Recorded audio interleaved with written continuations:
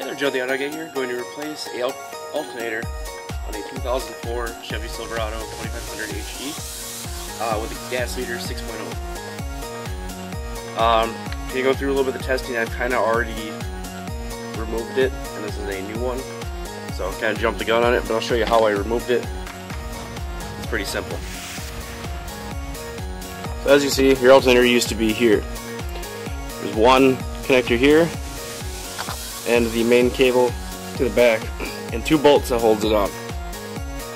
To remove it, all I did was I removed the band on the air ducting, slid it off the throttle body, and then did a 3/8, I use a 3/8 drive long ratchet with a 15mm socket on it to move the tensioner towards the driver's side of the vehicle.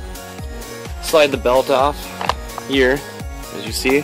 I kept it around all the pulleys as much as I could, but just got the belt off of it and then used a ratchet wrench to pull the two bolts. They're about yay long to get them out, and there's enough room with a ratchet wrench to pull them out without hitting the fan. And then use a small pry bar just to get it up out of its place. In testing for the alternator to see if it was actually bad, it wasn't producing voltage, and I have a voltage regulator test, or charging system test to see how you're doing on the do-it-yourself side. But basically, as it was running and it gave me the battery not charging light, I unplugged this connector after verifying it and tested for voltage at this connector. And the reason I did that is because if you're not getting any voltage from this connector to the alternator, it's not telling the voltage regulator to do anything. This is the signal wire basically to turn the alternator on, even though it's always spinning.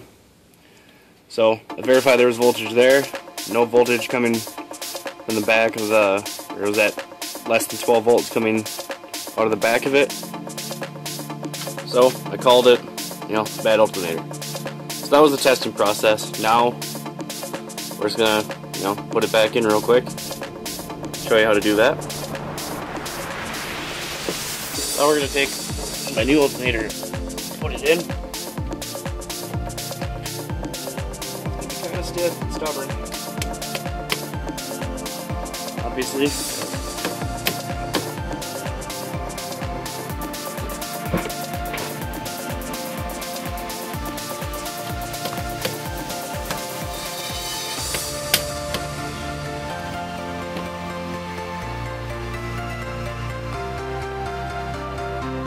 Give it some light taps with the rubber mallet.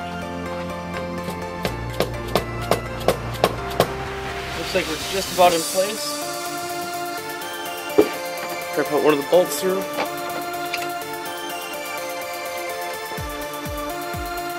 Not quite.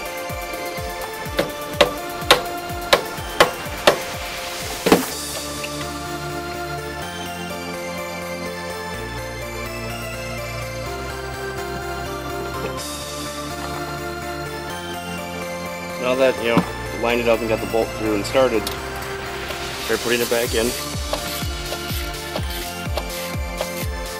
Make sure it's actually going in there, which it is. Now before you get all the way tight, make sure the other side's going to go in. I already slid the bolt down in there.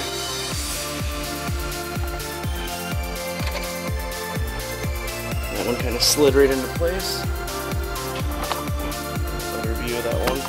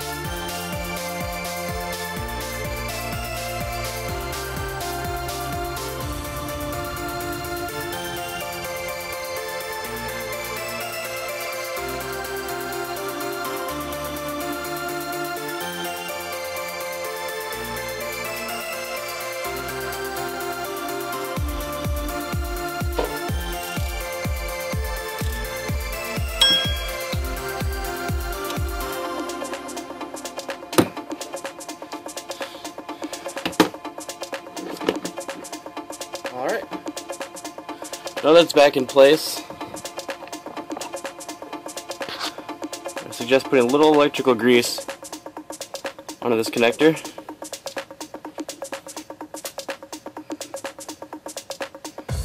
Sliding that into place.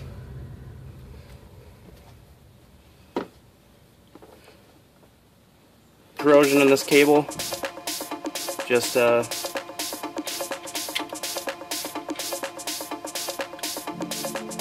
clean that off first. Put the nut back on. All this is a little rubber boot around it.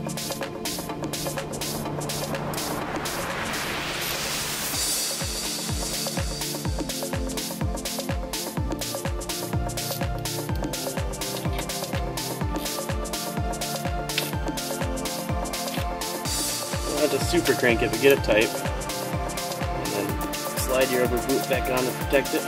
Technically the alternator is installed right now, you just reverse the disassembly.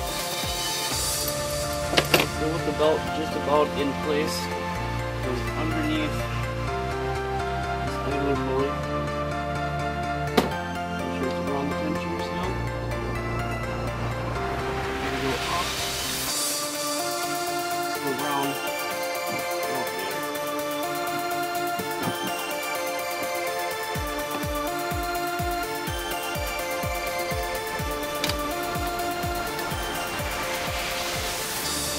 Holding the tensioner back with it. So I'll just double check, make sure it's around your water pump straight. And again, just make sure your belt is all the way cleanly around the pulleys. You don't want to start a belt with it off, it will shred it. So now, a little bit more difficult part is getting the air duct back in place with the shroud on it.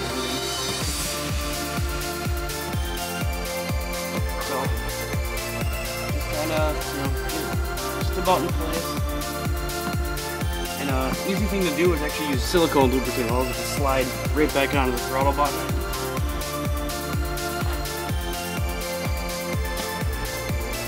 Which I do not have any right now, so it's a little unfortunate. Just work it back on the throttle body.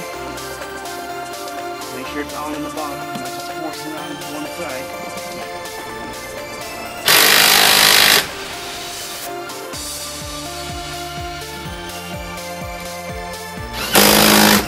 I loosened this one thinking I was going to take it off, but I didn't end up having to.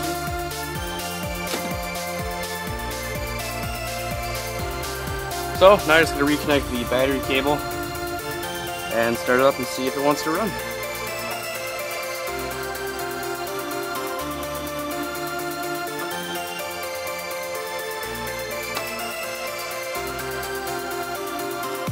Now putting the Vortex cover back on. Clips in the back, goes right.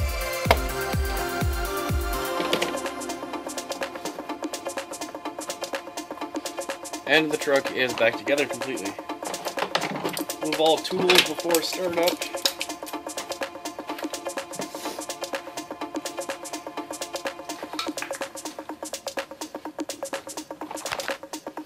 So now we're going to start the vehicle.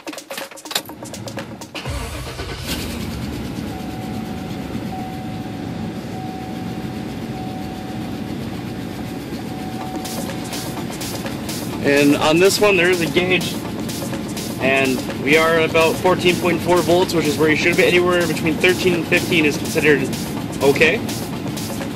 But that's just a general gauge. So we're going to actually test it with my multimeter right now to make sure it's good. So sorry the truck's a little loud, a little exhaust leak, but right now I'm set on auto ranging DC volts. Set it right there so you can kind of see it.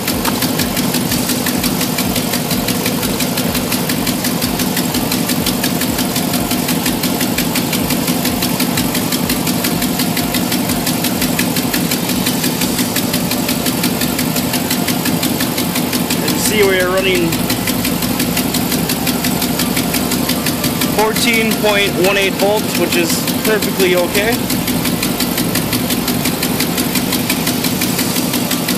And then just one other thing I do is I'm going to pull this boot back off and test. Voltage coming right off the alternator itself directly. And that's 14.4. That's perfectly normal. So your alternator is going good. You fix the problem. Like I said, just in testing, check that plug. Make sure there's a signal wire while it's running to say it's good.